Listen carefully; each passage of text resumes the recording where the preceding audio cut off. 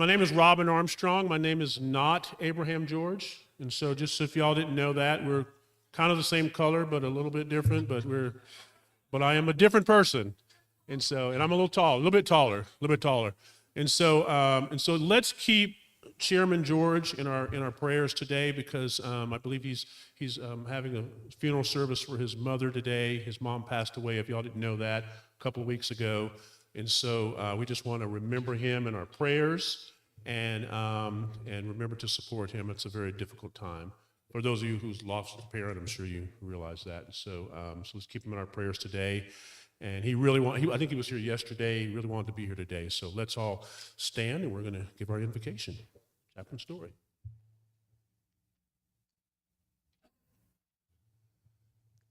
Father God, we again declare our dependence on you today. Father, we pray for our chairman who's facing grief with his mother's funeral. We also rejoice, though, thanking you that we don't just have this life to live.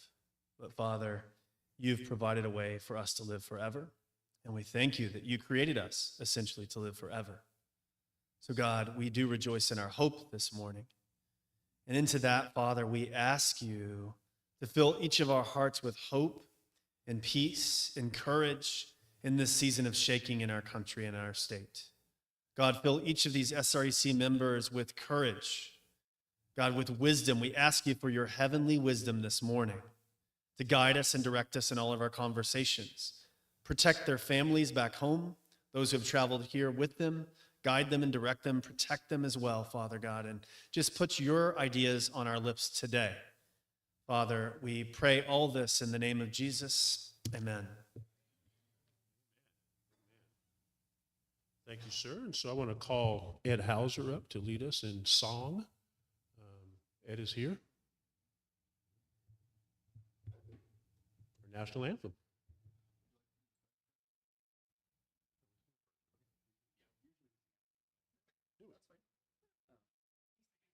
All right. We can go either way. Don't know if we have one, so I'll hold one here. There we go. He's taller. Please join me in the national anthem.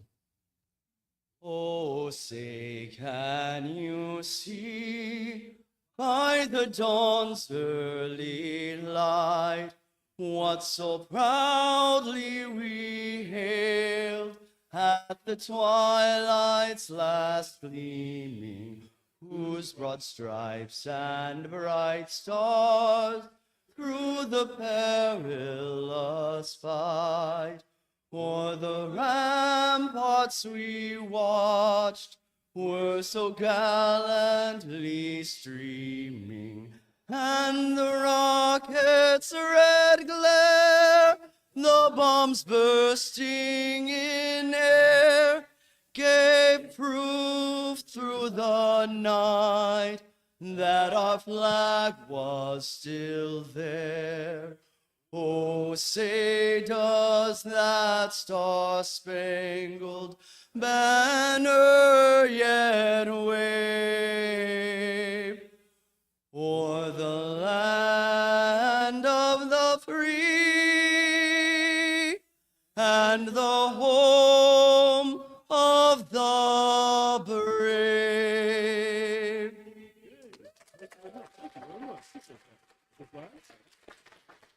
All right. And so we've got Susan Lucas, who's going to lead us in the Pledge of Allegiance. Yes.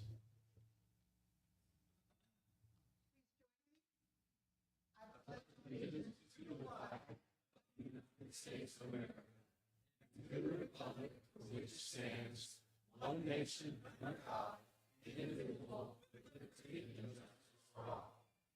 And Randy Perham for the Texas Pledge.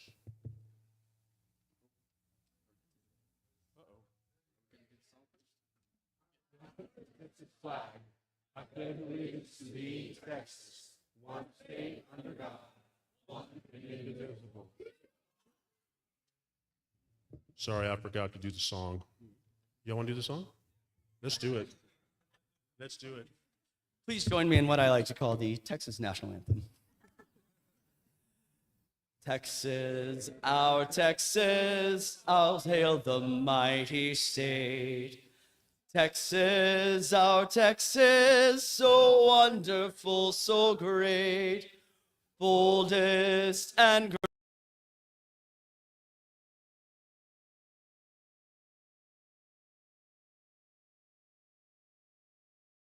supremely blessed. God bless you, Texas, and keep you brave and strong, that you may grow in power and worth throughout the ages long. Bless you, Texas, and keep you brave and strong, that you may grow in power and worth throughout the ages long. All right. All right, thank you all for that. Fantastic. Thank you, Ed, for leading us there. And so I'm going to appoint Robin Cooper, Kiko Canseco, and Jerry Fisher to serve on the proxy committee. And Jerry Fisher is going to serve as the chairman of the proxy committee. And so if you guys are, I was looking for you. I can still barely see you, but just kidding. Just kidding. I can see you just fine. All right, so Jerry Fisher would be the chairman of the proxy. If I throw out a few jokes here and there, just take it in stride, please. And if the joke is on you, it's not personal. I promise it's not personal. But all right, so Virgil Cruz, Secretary Virgil Cruz is going to give us a roll call. Thank you, Dr. Armstrong. Good morning, members. So we're going to do a couple things besides a roll call as well. As you know, we have a Rule 42 that requires members to disclose if they receive compensation from elected officials, registered lobbyists, or political action committees. So I think staff is going to help me pass out these forms, and they're pretty simple. If you have questions, you can ask Rachel or someone else. I'm putting it on Rachel. But we need those back. If you could please fill them out and get them back to me this morning. And the other thing that I wanted to mention is that there is in existence something called the default proxy. So if you desire to, you don't have to, but if you want to give your counterpart a proxy that if you are absent and it's kind of a surprise that your district will go represented with that default proxy. Of course, you are not required to do that, but there are also one-day proxies, as you're well aware. So if you have any questions, you can ask me about that, but staff will have those default proxies. Jen, are those going to be in the back? We think they're going to be in the back. So if you have questions about proxies, please let me know. Okay, let's do a roll call. State Chairman is not here today, as we know, and we're keeping him in our prayers. Dorinda Randall, Vice Chair. Secretary Virgil Cruz, I am here. Rachel Hooper, General Counsel. Parliamentarian Stephen Bolin is here. Sergeant at Arms Heath Bell. National Committeeman Dr. Robin Armstrong. National Committeewoman Debbie Georgiados. And from the SDs, Kristen Bentley, Paul Anthony Hale, Jerry Fisher, Bruce Bishop, represented by Donna Carter. So that's proxy number 1, Jerry. You keep count. Rhonda Ward, Daniel Hunt, Gwen Withrow, Dale Inman, Susan Lucas, Jeremy Story, he's here. Don McDonald, Scott Bowen, Deborah Fight, Ralph Fight, Maggie Witt, represented by Barbara Isaacs, Jim Pickle, Ann Gebhardt, Dan Tully, Susan Valiant. Matt Tiskus is here today. Galen Devine, Ken Moore, Lisa Hendrickson, Dave Wiley, Dr. Melinda Morris, Dale Gibble, Christiana Keeler, Greg Murphy, Brenda Estes, Rolanda Garcia, Susan Fountain, Matt Patrick, Becky Green, Roman Klein, Cheryl Thompson-Draper, Saki Joseph, Kelly Perry, represented by Yvonne Klauser, Walter West, And proxy committee, he may have a proxy later. Melissa Nur. Chuck Burnett, represented by, yes, I think we've got that proxy. So Chuck represented by Melissa Nur. Tony Trevino, Randy Perham, Leslie Thomas, John Carr, Elaine Cook, Ed Zenner, Mary Jane Avery, Andy Eller, Lucy Trainer, Mike Wheeler. Okay. Karen Marshall, Kiko Canseco, Janera Lewis, Royce Albrecht, Jane Cancino, Steve Evans, Robin Cooper, Adolfo Tellez, Rachel Horton, Patrick Wamhoff, represented by Rachel Horton, Tisha Crow, and Brandon Hodges. And Mr. Chair, you do have a quorum.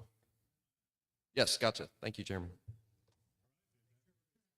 Does everybody have a Rule 42 disclosure form, and that includes officers?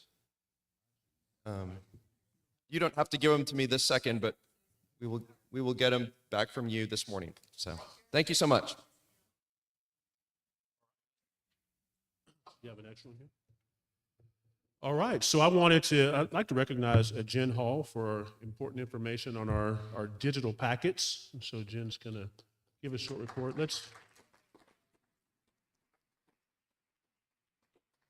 So I don't know when Jennifer sleeps. I don't know when she sleeps, but I don't think she sleeps at all. And so thank you for everything that you do for our party. So God bless you. I might not be as short as Jerry, but I'm short. So, sorry, I'm gonna move that. So real quick, just housekeeping a little bit. We got Trump signs yesterday. So the blue ones are RPT. The white ones are Galen's. We're having you guys sign those out so that we know where those signs are across the state. We had some go out without getting signed out this morning. Galen's she paid for those. So if you took white signs, you need to pay Galen.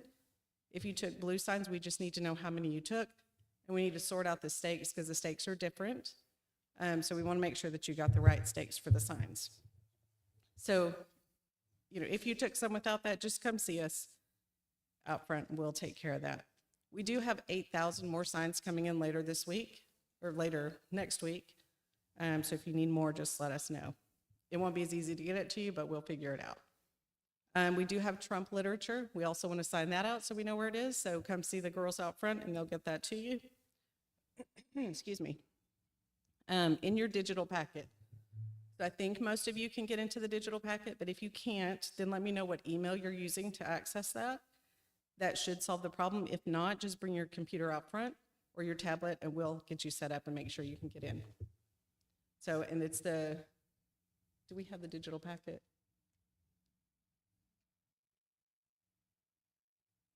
So it's the 2024-2026 folder. You're gonna double click on that and it'll go in there. So when you wanna open a folder, double click on it, because if you right click and do something else, it's gonna take you somewhere else. But if you can't open a folder, do let us know and we'll make sure you can get into it. That's everything. Thank you.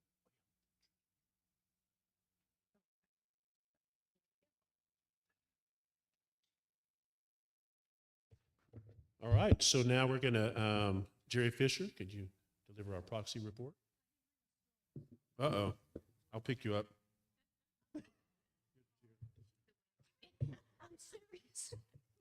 Okay, real short and sweet. The proxy committee has reviewed the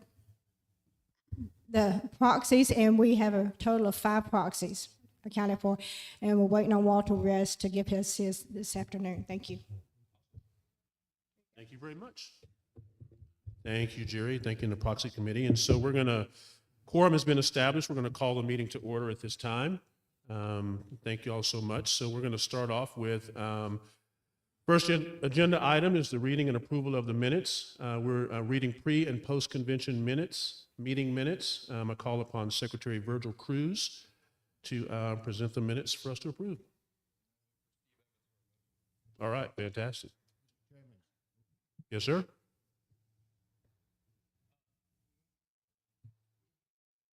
There's a motion a motion to be made at the microphone here. Hello? There we go. Mr. Chairman, Steve Evans, SD 28. I move to suspend the reading of the minutes. They were distributed. Second. All in favor of suspending the reading of the minutes signify by saying aye. All opposed, no. Thank you Mr. very Chairman, much. Steve Evans, SD 28. I move that for all main questions and amendments, debate be limited to 3 speakers for, 3 speakers against, with a 2-minute speaking time. Second. Got a second. Do you need me to name the seconds? You want to know who's? That's okay. All righty. And so we've got a motion and a second. Is there any debate on this motion at all? Gosh, y'all are being too easy for me here. I like it though. I like it. All right. So all in favor of approving, you said limit debate to 3 and 3 and 2 minutes to speak on these? Okay. Signify by saying, do y'all understand that? Y'all understand what we're doing? Okay, signify by saying aye. All opposed, no. Okay, the ayes have it. Very good. Moving right along. And so we're going to start off with our officers' reports. And I'm going to actually do, the treasurer's not here today, so I'm going to do the treasury report a little bit later. So we're going to go ahead and start with our National Committee woman, Debbie Georgiadis.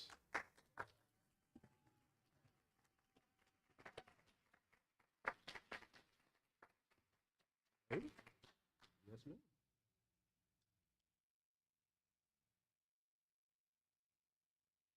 Good morning. Hello to everyone. I'm so happy to be here at this SREC meeting. During the campaign for RNC, I came to these meetings a couple times, and I just thought, wow, I'm so sorry I ever didn't come. There's just, full of people who are patriots. And what I want to do for just this 10 minutes, or I think he said I have 30 minutes, so I'm really going to talk. No, my 10 minutes I have, I wanted to tell you first of all that I'm so grateful to have been elected RNC committee woman. I went obviously to the convention, where many of you were also in Milwaukee. The day after the convention, I officially became a member of the RNC. And then went to my first RNC meeting, which was under 30 minutes, was basically take attendance, vote to fund things we have to pay for, and that was all it was. So my real first RNC committee meeting is in January. So between now and January, I just want to tell you what I'm going to focus on. Let me back up and say, I know a lot of you. If I haven't met you, I'd love to meet you. I brought business cards with me. I would love to exchange contact. I have the SREC list. I'd love to really know you all, and I hope that we get to say hello today while I'm here. And so most of you know, in addition to the RNC and other activity, I host a talk show called America Can We Talk? I want to just tell you about a guest I had on this past Thursday. It's a great springboard to describe where we are in America today. So on Thursday, the talk show guest, his name is John Strand. He was in Washington on January 6, 2021. He entered the U.S. Capitol, doors being held open, totally peaceful, walked in and out he was actually a bodyguard for the founder of America's Frontline Doctors, Dr. Simone Gold. Literally walked through, friendly conversation with officers, and really didn't even mean to enter. The crowd was kind of pushing through, left as soon as they could. That was it. He just got free on July 24th from a 1 year in prison. He was sentenced to much longer than that, and only because of the Supreme Court decision that reversed a particular statute that the prosecutors had been applying, he would still be in prison. He was on my show and talking about, this is Mr. Model Citizen, very mild-mannered, deeply Christian, and during that 1 year in prison, he was in solitary confinement for 4 months. And I tell you that to say, this case, what they did to him, they are doing to thousands of Americans. And regardless of what you think about January 6th and whatever occurred, even as to whether or not the election was stolen, what we are seeing in the treatment of him and other Americans, the January 6th cases, which is now well over 1,000 cases, with more to come. They're still promising more. These are people break down your front door with a battering ram in the middle of the night, didn't even know that you were under arrest. This is their treatment. We are watching the treatment of the radical left in this country. It is tyrannical, it is un-American, and what they are doing to him is aimed at all Americans who ever dare to speak up and talk about what the left is doing to this country. That is what the left is that we are facing in this country. So we, SREC, Republican National Committee, all sorts of Republicans, our job is at least twofold. Number one, to expose how radical and dangerous today's Democrat Party is. This treatment, just that one case that I could tell you many more I've had on my talk show, and a whole host of issues We are watching the moving of America away from our foundational values, our foundational ideas, into a tyrannical, Marxist, globalist government. That is what's happening right before our very eyes. So our job as advocates for our candidates and for our party is to expose the left and also to reclaim the identity of the Republican Party. Our party is the one that actually led to the abolition of slavery, created around that. And so I urge you as an advocate for all Republicans just to have a few bullet points ready in every conversation you have about what our party really is, what we stand for. We're the one that stand for and will protect America's future. That's number one. Hey, yeah, it's absolutely true. I'm sorry, where am I in time? Where am I in time? 7 minutes.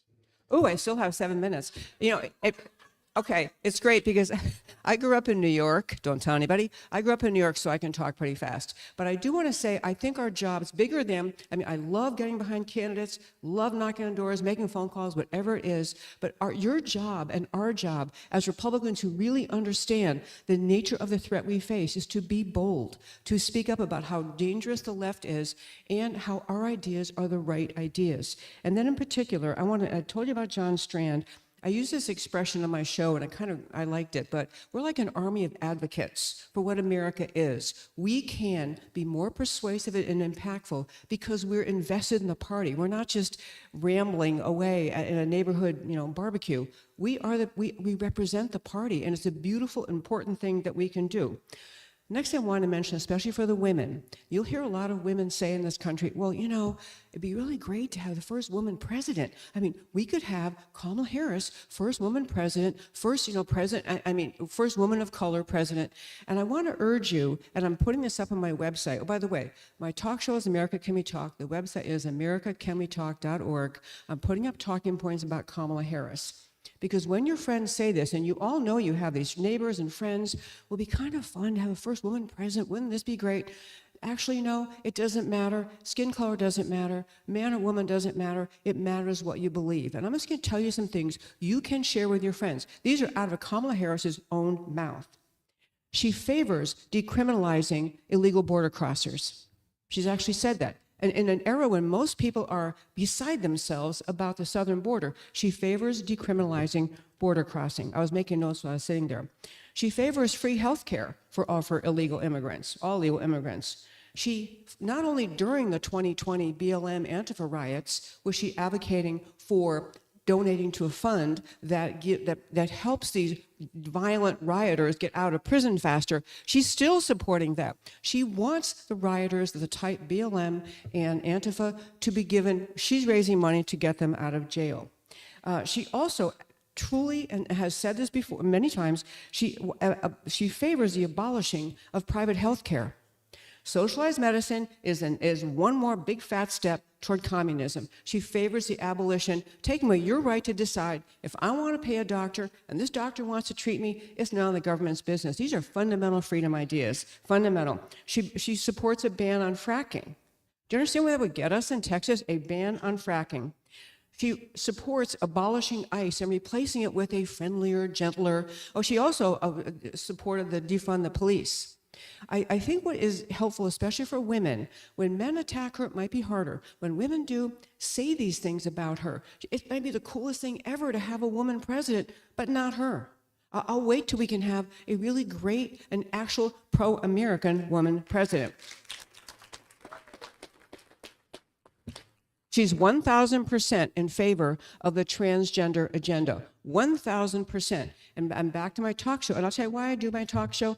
I'm a lawyer by background. It may be obvious. I don't have any media training. I just do my talk show. I've been doing it for 10 years to speak up for America, to save America. Otherwise, it's all I ever talk about. I get wonderful guests and candidates, elected officials, and just everyday Americans trying to tell their stories. There are so many stories coming out now about the transgender movement. I had a 22-year-old girl on my show a week ago Thursday, just had a really hard childhood, single mom, paid no attention at home. She was a tomboy, et cetera, et cetera. She gets drawn in to the transgender movement. 11 years old. She's 11 years old because online sources, she's changing her pronouns, gets to age 17, and she starts getting the treatments, the testosterone, whatever else it is, to transition. 19 years old, she goes through a double mastectomy, and she woke up like 2 years later and said, what have I done? No one in our system, no one in the entire healthcare system ever said to her, honey, you might just need counseling. You might need a little bit of help working through your issues. You've had a hard childhood. So she's now 22. She's out there saying, please, why doesn't someone stop me? Why doesn't someone speak up?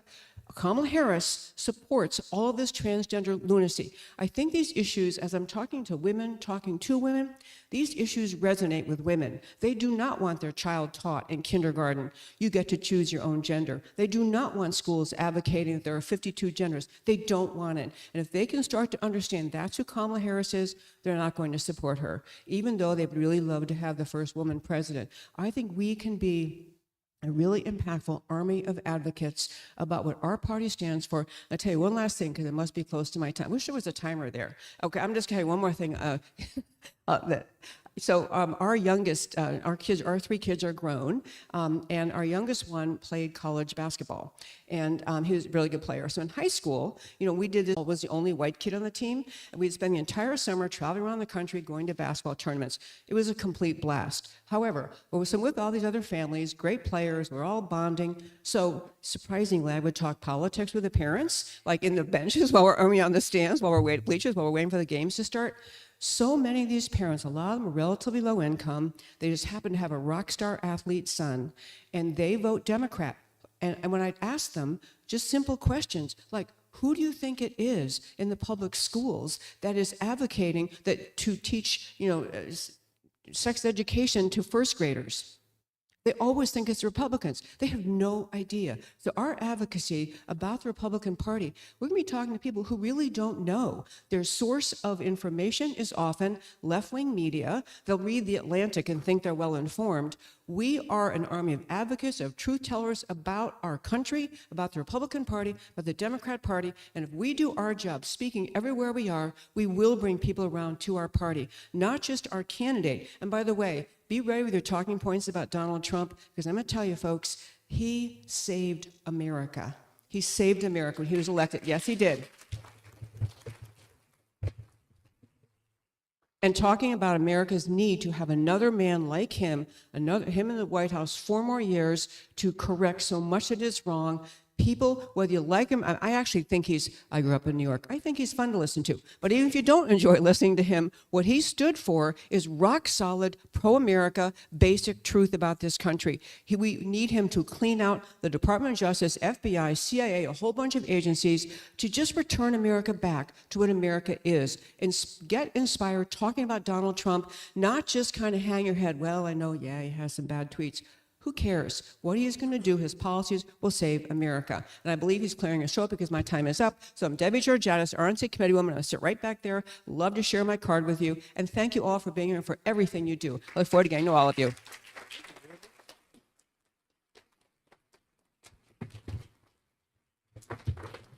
Thank you, Debbie.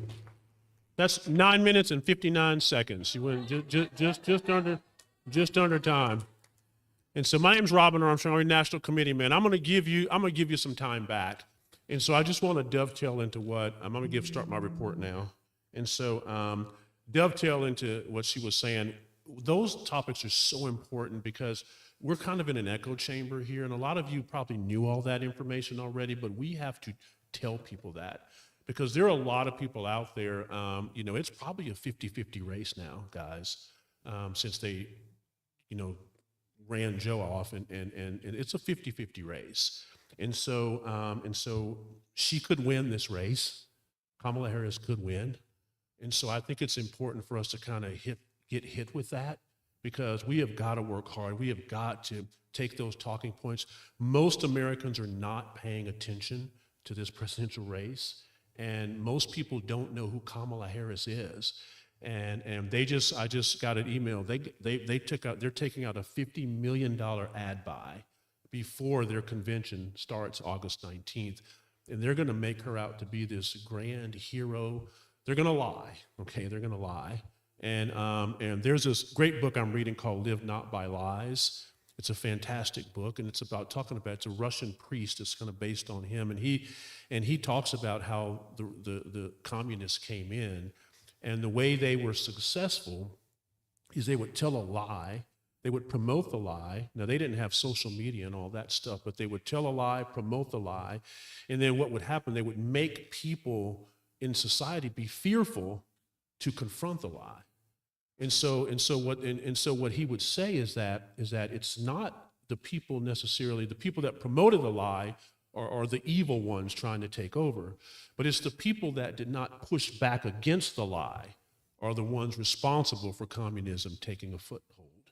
And so there's a lot of Republicans, we're just scared and nervous. I mean, we might lose our job, we might be canceled, we might be, and so the Democrats have set up a situation where there's a lot of people that are nervous about pushing back against those lies. But we've got to push back against the lie, or we're not going to win this election, because they're going to be lying about Kamala Harris, and you're going to see it, and you're going to be, that's not her. But we have got to push back against that, and that has a trickle-down effect. Senator Ted Cruz is going to be in a tough election this cycle. Not so much because he has a great candidate that's running against him. The candidate that's running against him is a radical liberal, but he's going to lie as well. And if you take someone who is just getting into this state and doesn't know anything, if you look at the Colin Allred commercials, you would think he's a conservative. You think it's a Republican primary that's taking place. He's lying. He's lying. And that's what they're going to do. And they're going to spend $100 to $150 million promoting that lie that this radical congressman in the Dallas area should be our next senator. And so I think we're going to really have to push back and fight hard here in Texas. We're going to have to push back and fight hard nationally as well. And so that's what we're going to be doing as the RNC. We got to push back hard. RNC is organized. It's basically, the RNC is basically the Trump campaign. It's kind of one and the same now. So we've merged finances and all sorts of stuff. Everything that we can legally, we've merged that together. And so we're just pushing that message out. And so we've got a lot to do. It's going to be a very strong, it's going to be a big battle this cycle. And so I think that we need to get ready to fight that battle. We think 2016 was tough, and that was a tough battle with Hillary and Trump. This one's going to be even tougher, because they're willing to do whatever it takes to win. The left is, and so they're willing to cheat and steal and lie. And I was going through some of the stuff today, and there's a resolution, I think, about promoting getting judges, election judges, and man, that is so important to have Republican election judges and alternate judges in Democrat precincts. So important. And so I just want to thank you all for all the hard work that you do. Remember that, guys, the state is divided up into 31 Senate districts, and you've got 2 of y'all in each district. It is so important that you take the message of hope, that you push back against the lies that the Democrats are going to tell about Ted Cruz and telling about Donald Trump now. And it's so important that we work as hard as we ever have before, because I think a lot of folks are very fearful that if the Democrats get in charge again, they're going to destroy this nation completely. And so we've got to push back, fight hard. I am willing to come and work with you and fight with you. So if there's anything that you all need from Debbie or myself, you've got a great team here, I'll tell you. Debbie's fantastic. I've known Debbie for 100 years, and she's not even 50 years old. And so I've known her for a long, long time. I've been on her show, and I've known Dorinda for a long time, and she may tell the story about how my son beat her son's football team. So she may tell that story. I think they won a couple of times too.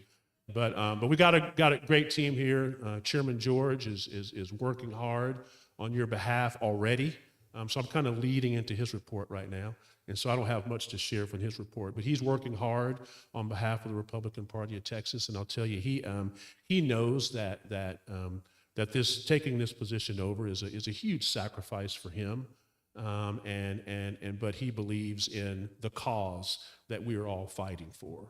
And so that's why he has made the decision to sacrifice his time and his effort to do this. And so yeah, it is going to be exciting. It's going to be an exciting election cycle. I think we're going to do very, very well because of people like you out there fighting and pushing. And so just never be, if you feel yourself, and I'll tell you as a Democrat, when my dad I grew up Democrat and as a young boy, and I remember, man, we were so bold and we were pushy and we were rude. And, when it came to politics and getting our way, we pushed our way forward. And so I think if you ever feel pressure, like a little bit nervous about sharing your perspective in a certain venue, just do it. Just do it. I know you all feel that. Don't tell me you don't feel that, because I know you do. Because there is a lot of, there's a cancel pressure to not share. If you feel pressure to not share your belief system, if there's a bunch of liberals around you or something, just do it. Just do it. That's what we're going to need. That is what we're going to need to win. I mean, sometimes if you're in a professional situation, it's a little uncomfortable, but that's okay. You can be a little uncomfortable.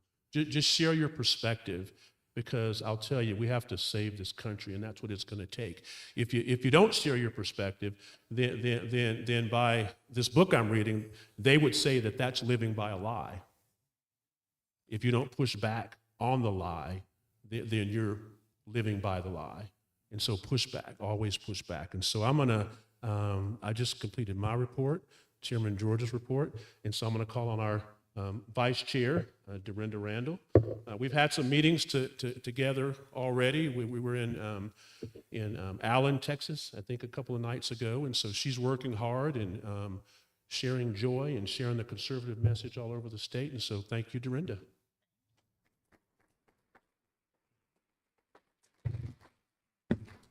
Hello. Okay, so I do have to tell you, whenever we all went to dinner after we were in Allen, it was Debbie, Robin, and I, and while he's sitting there at the table with us, he takes a phone call from a patient, and he tells them their medication levels that they should be at. So that was really cool. Because, we love this country. We're going to continue to work hard at it, but we also, some of us have other jobs outside of it, as you all do. And, but we can make it happen because we know how vital Texas is. Since being elected, I have gone to about 22 cities, not states, cities, and it has been amazing. The amount of passion that's there, the amount of energy that's there is unbelievable. And I had originally been in Collin County for 18 years, and that's where I did a bulk of all the volunteer work and everything that I did with the party. But now we live in Houston. Have been there for we have been there for 8 years. Hey, Terry. Some of my cohorts are back there. One of the things that I have learned so much from in Houston, and there is a groundswell there as well. There's some passionate people that are working really hard. And some of the things that we have done is we've gone block walking. And Terry was part of it, that they set forth. We had a school board in Cypress that one of the school board members said that the police officers today are the modern day KKK. Yeah. So, and every time we went to a school board meeting, we were called racist by our own state representative, by the way. So it was pretty combative, pretty awful. But you know what? We didn't get back in their face, which I think we should in the aspect as what Dr. Armstrong was talking about. But also the fact is that we went out and block walked. We set a goal of 30,000 houses. We flipped all 3 of those seats. Then we were like, well, that was pretty awesome. Let's do it again. So we did. And you all know how hard school boards are to do. So I'm a precinct chair. They came to my hood and I went to theirs, and we then turned over another 2. We almost had another 3rd one, but he only missed by 1,300 votes. But we did that in Katy, we did that in Cypress, and we're going to do that all over the state.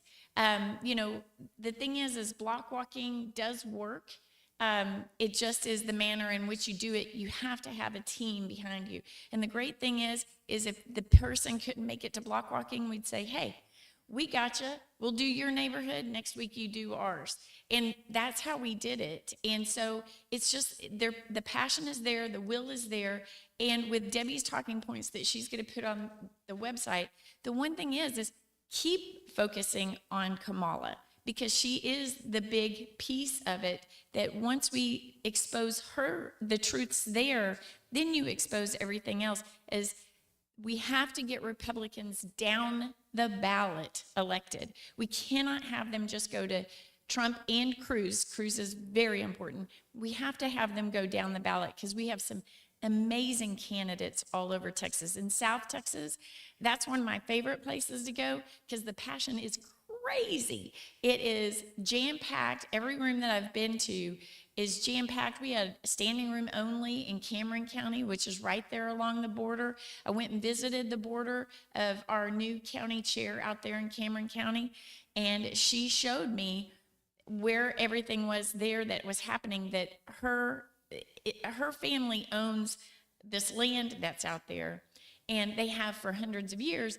And so anyway, they stopped 2 drug smugglers that had bricks about this big of drugs, straight up drugs, and that's poisoning our country. Is poisoning, and I'm sure all of you, I have 2 friends that their sons died at the hands of the opiates and everything else that's coming across. So we have to shed that light. We do have the passion and the truth that's on our side. Because why? Because we know that God's in charge. That's the one reason I am so in love with this party, is because this party has grown my own faith journey.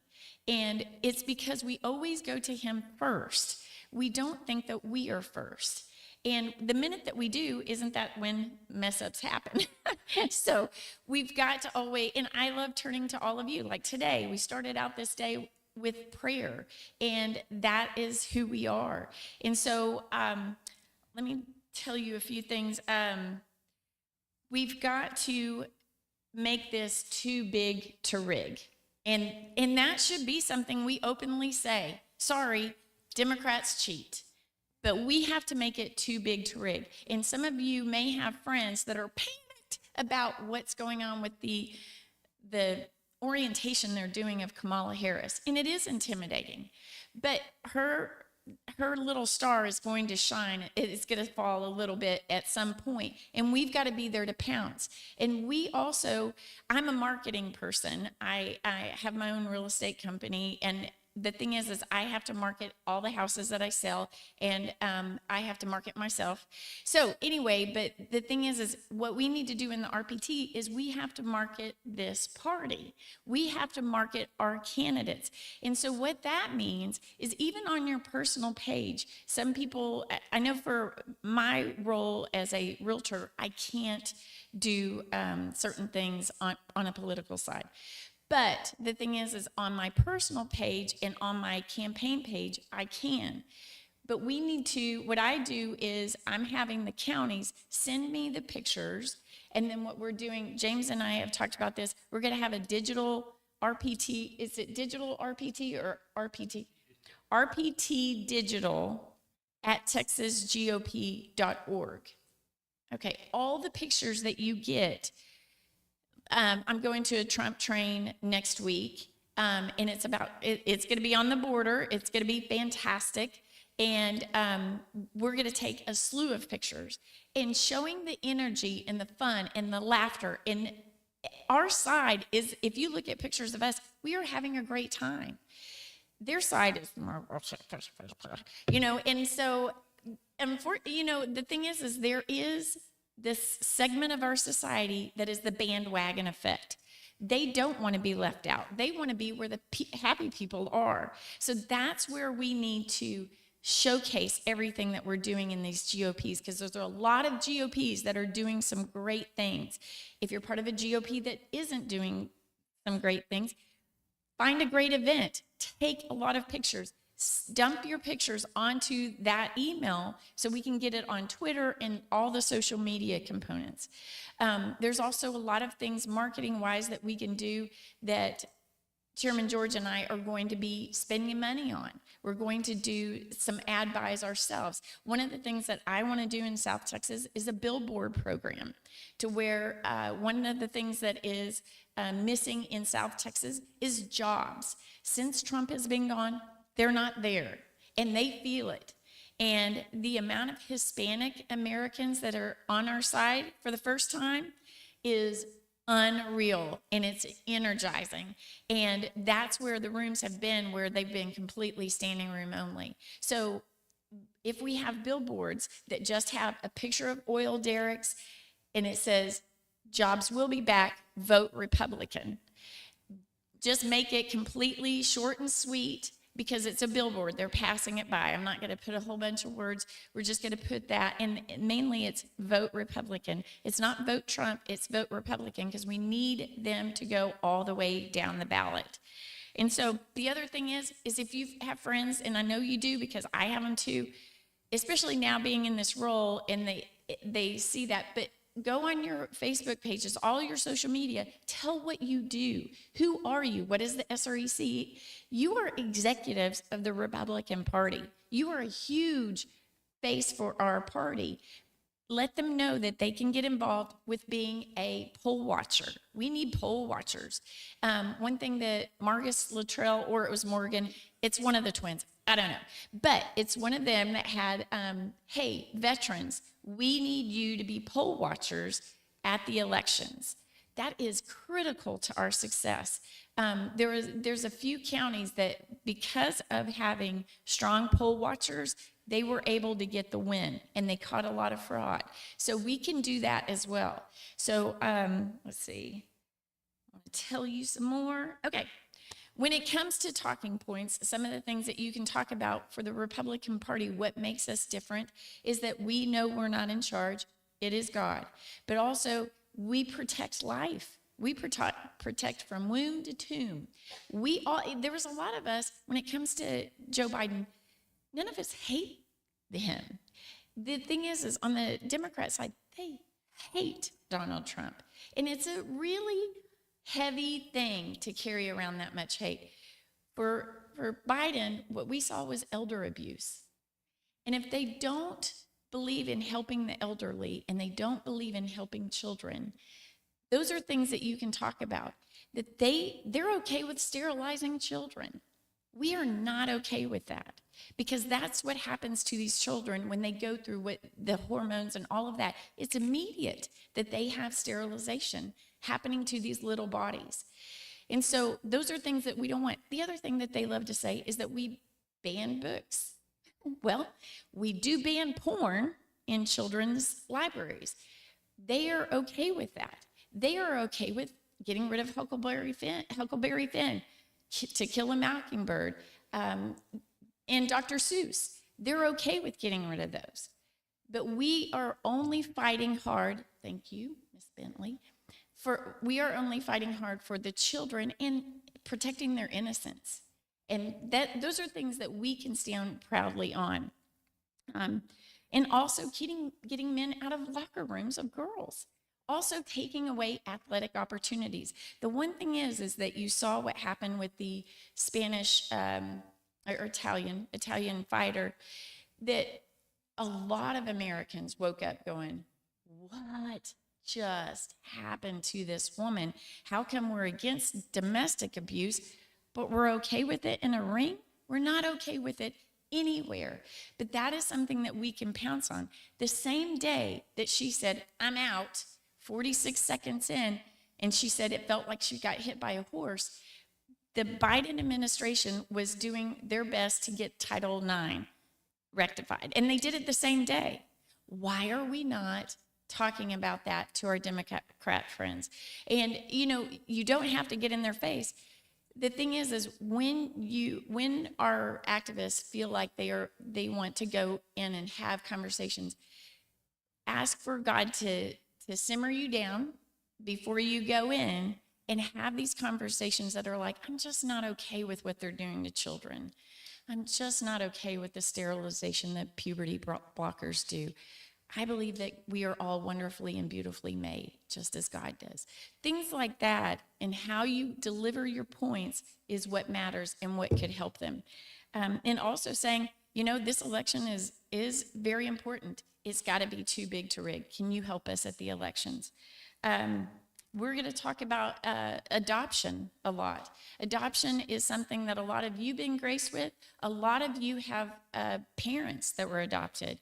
I was adopted. My son was adopted. So these are things that we need to talk about, how beautiful life is, and focus on how positive and wonderful adoption is, because we've got some great human beings on this planet, me on the on that realm, but we have great humans on this planet because of adoption, and we've helped families become families. And so I just want to say thank you so much. There's just a few housekeeping things. My name is Dorinda, and I know it's a weird name. My mother, God rest her soul, she thought that it would be cool. She saw the movie A Guy Named Joe, which was also a remake called Always, and her name was Dorinda. Well, she decided Dorinda was goofy, so she decided to make it Drinda, but she wanted to make it French, so she put that apostrophe in. We're from Mesquite. So, and when, you know, I said to myself, you know what, when Mom passes away, I'm taking the apostrophe out. She passed away, I took it out for 5 minutes, and I couldn't do it because she was so proud of it. So it's D'Rinda.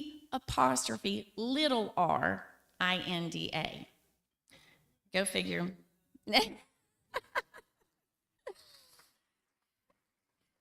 And then also, I wear this shirt a lot. I do wash it, okay? Because some of you are like, you were in my city just last week and you wore that same shirt. Yeah, I did, but I do wash it. But anyway, this is my mullet shirt, and so it's business in the front. And it's party in the back. So, you know, the thing is keep in mind, we do have the energy on our side. At RNC, I had friends texting me nonstop of, saw you again. But anyway, but they wrote and they said, this is the most energized I've felt. This is the most electric I've seen the RNC.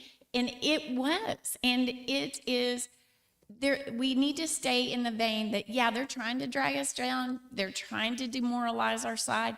We're not going to let it. The energy that was at RNC, and also the people that were at home that felt the energy through that TV set, that's something that we need to stay in that realm and know that we're going to take it to November. We're going to work like mad for the next 3 months, and we are going to win. We are going to be victorious because we were all born at this time for this reason. So I'm very excited to be your vice chair. I'm absolutely loving this job. So, and I want to help you in your counties and get our vote out for November. Thank you.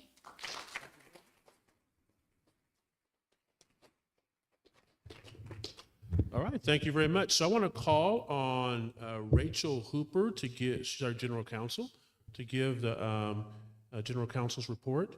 And I believe that we're going to go into executive session. Rachel, is that correct? Yes. So we're going to go into executive session now. And so Before we take a vote to go into executive session, can you tell us in general terms what we'll be discussing in a executive session? General terms, legal matters. That was good. That's exactly what I was going to say. Legal matters. So we will only be discussing legal matters. From what I understand from the meetings yesterday, yes. Matters in which the party is or may be involved in. Yeah, it's executive session, so I'm not. We'll Okay. sort that out. We'll go through it. I understand. It's information that we certainly don't want Right. other people to get wind of, and so I understand. I ask these questions because I think executive session was very badly abused in the last term. So I want to be careful that when we go into executive session, it's to discuss matters that we do need to discuss in private and that when those matters are, when we finish discussing those matters, we leave executive session. Point well taken. All right. General Counsel, where is she? Oh, there you are. So we don't have sergeant at arms. I think the staff was going to help with getting the room cleared. Are we good right now? We're not yet. Okay.